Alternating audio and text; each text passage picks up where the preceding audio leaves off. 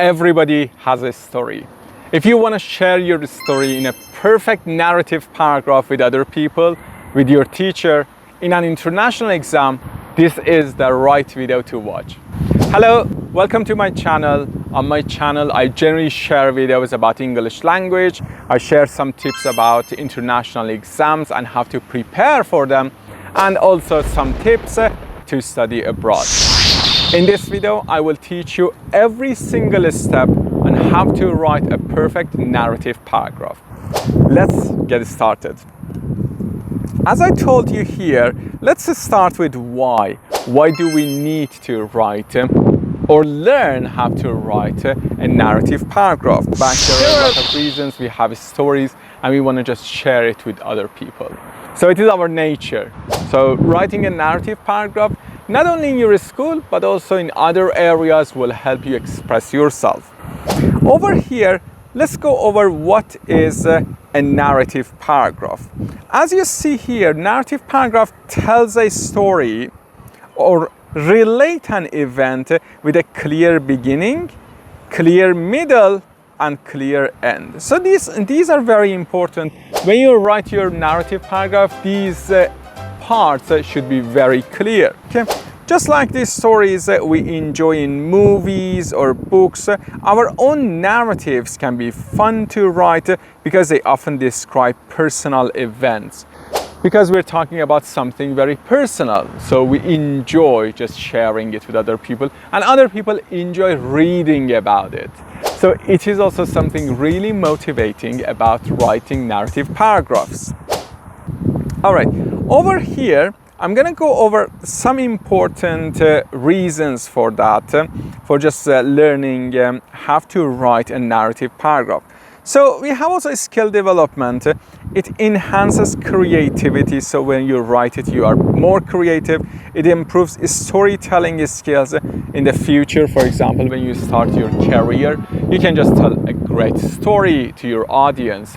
So not only just for your school, but also after that in your career, it can help you a lot. And also it helps in organizing thoughts, because we have a lot of ideas in our minds, but we can't organize it. But writing narrative paragraphs will help you organize your thoughts perfectly. Now, also about academic benefits, the skill that you develop here is useful for various examinations, international exams, IELTS, TOEFL, PTE, Cambridge exams, and also academic tasks, fostering better writing abilities. For example, when you start your university, definitely it will help you to write very good paragraphs, very good narrative paragraphs, and also receive very good grades at university.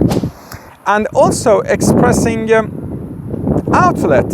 For example, as I told you, it allows you to express your memories and experiences effectively. You have a lot of memories, you want to just share it with other people.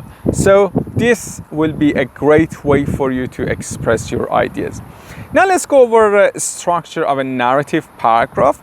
As you see here, we should have a topic sentence. Topic sentence, you introduce the main idea or event you will be describing. So in the beginning of the paragraph, when I read the first sentence of your paragraph, I should understand what it is about. Is it about your travel to, let's say, Paris? Is it about your experience with your dog? Is it about your experience in your school? So it should be very clear in the beginning of your paragraph. And after that, in the beginning, you should set the scene, give background information, and introduce any characters involved. So over here, where does it happen? Does it happen in Turkey, in France, in the US? And what is the background information? You should just provide some details about it. Without that, I can just jump directly to the event. So I should be able to just understand the background. And after that, in the middle, this is where you detail the main events and ensuring they are in chronological order. So you provide the details here, the details of the main event, and should be in chronological order. Just you start and you finish. It shouldn't just randomly jump from one part to another part. So there should be just logical flow here. And finally, you should provide a conclusion to your story, giving closure and reflecting on the events. Why this event was memorable to you? Why did you enjoy this event? Why can't you just forget this event? So I should just understand in the last sentence, in the concluding sentence of your paragraph. Over here, before just going to our sample paragraph, I want to go over some grammar tips for you. Grammar is also essential in maintaining the flow of your narrative. So verb tense consistency is one of the main features of this type of paragraph writing. When you write about past, your tense, your main tense should be probably simple past or past continuous. So you shouldn't just mix the tenses because you're just telling the story about your experience. It happened last year. So you can't just mix it with last year, future, present. So it doesn't work like this. So there should be consistency here. Stick to one tense to avoid confusion. So if you use different tenses, just your reader will be confused. So we want to just avoid it. For example, here we have a sample one. I was walking, past continuous, to the store when I saw an old friend. So saw simple past, past continuous. So they are connected. It makes sense to me as the reader. So you should have tense consistency. And also here, past and past continuous, these two tenses can be used together to create a smooth narrative. For example, here I was reading when the phone rang. And in like previous example, they are connected. And always check your paragraphs to ensure your verb tenses are consistent throughout. So generally when we write, we may forget it. So after finishing your paragraph, read it again from the beginning till the end. Just have a checklist for yourself. Simple past, past continuous. Simple past, past continuous. Does it make sense? Is there a flow? So you are good to go. So here also I have some extra tips for you. Plan your paragraph, outline your story before writing to ensure a clear structure. So before just starting to write, just think about it, how you are going to start it and how you are going to continue and finish it. So plan it in your mind and then engage the reader. Start with an interesting hook in your topic sentence. When I say interesting, you should just make your paragraph, the first sentence of your paragraph, first sentence of your narrative paragraph, very interesting for me. If you say my travel to, let's say, my visit to Paris, it's okay, but it's not that much interesting to me. But when you say an unforgettable memory that I've never had in my life, blah, blah, blah. So it just makes me very interested in just reading about your paragraph. So try to just make your first sentence very interesting for me, to engage me as the reader. And over here, show, don't tell. Use sensory details to immerse the reader in your story. So when I read your story, I should be able to just see it. I should be able to just visualize it. So try to show it to me. Don't just tell. And finally, review and revise. Proofread your grammar, coherence, and effective use of descriptive language. So proofreading, after just finishing your paragraph, read it again for a few items. So when we read something for the second time, we may also recognize our mistakes. Over here we have, for example, grammar mistakes. We can just correct it. Cohesion, for example, the connection between your sentences. Does it make sense?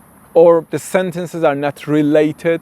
So try to just find the correct way to connect your sentences in your paragraph. And also effective use of descriptive language. So as I said, describe the event.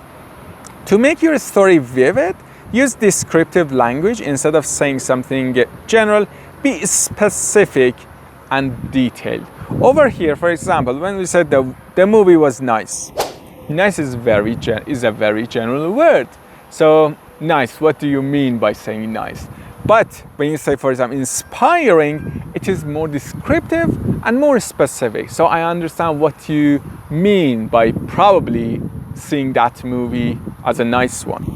Using precise and descriptive vocabulary helps your reader to see, feel, and experience your story as if they were there themselves. So when you write your narrative, you want me to experience your experience. So you need to just provide some information, some description to help me see, feel, and experience what you have experienced.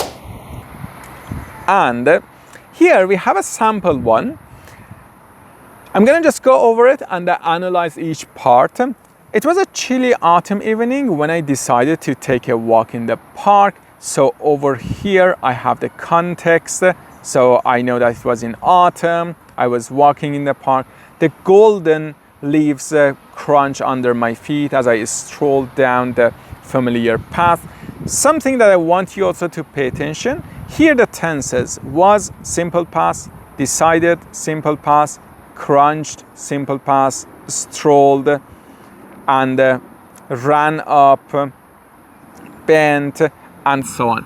As you see, we have tense consistency here. And I'm gonna just continue. So here we can just feel it and see it, and suddenly a stray dog ran up to me, wagging its tail and seeking attention. So over here we have the story. I bent down to pet it, noticing a tag with the name Buddy. So first it was a stray dog, and then I saw the name. After a quick call, I reunited Buddy with his anxious owner. The joy on their face was priceless, and I felt a deep sense of satisfaction as I headed home. The street lights flickering on one by one. So over here I can just feel it. It is not very long, and also the main event, just reuniting this dog with the owner, with the anxious owner, just is the main event here. You may have also some issues with generating ideas for narrative paragraphs. So here, finding ideas for your narrative can be as simple as reflecting on your own life. For example, it should be something relevant to your life, so you can just think about it. For example, personal memories. You may have just some personal memories. You visited a city, you went on holiday, and then that was just a memorable event for you. So that can be a very good narrative paragraph. Or truth is stronger than fiction. This is another point. So generally, when you just tell something that really happened to you, you really experience that, it is much stronger than fiction. For a lot of people. Yeah, for some people, fictional one might be strong, but generally for the majority of people, the truth is stronger than fiction. And reflect on emotions and sensations. So when you just write your narrative paragraph, your emotion is also important. So include it in your paragraph writing, in your narrative paragraph writing. And I'm gonna go over more details here. Personal memories. Think about memorable events from your life, like family gathering, school trips, unforgettable experiences. So you can just write about personal memories. Truth is stronger than fiction, as I said. This English expression means that real events can often be more compelling than made-up stories. Use real-life events to create authentic, natural narratives. And finally, reflect on emotions and sensation. Consider moments that evoked strong emotions or sensory experiences. For example, it was priceless. The joy was priceless. So I express my emotion with the word priceless here. I hope this video has been helpful. If you haven't subscribed to my channel yet, please do subscribe. I'm aiming to achieve 10K on YouTube very soon. That's why these videos, these comments just motivate me to record more videos so I can help a lot of students, a lot of people in the world. So help me in this way. I believe that with your help, I can reach a lot of people in the globe. Thank you so much. Take lots of care, and I hope to see you in my next video.